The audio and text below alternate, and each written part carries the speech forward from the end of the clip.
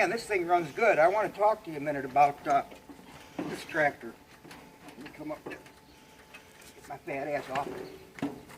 Anyhow, this Bolens here, this is a tractor that Sherman gave us. I was going to make a locomotive to pull the train with.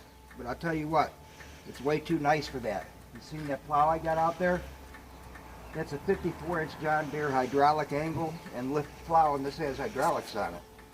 So we're going to recondition this and fix it up, fix the deck up and stuff, and kind of hang on to it. But thanks, Sherman. It means a lot to me that you gave me that. And I actually have other tractors we can make a locomotive out.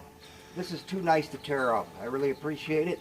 Been friends a long time, and hope we'll be friends a long time to come. But once again, you see how it runs. Thanks a lot.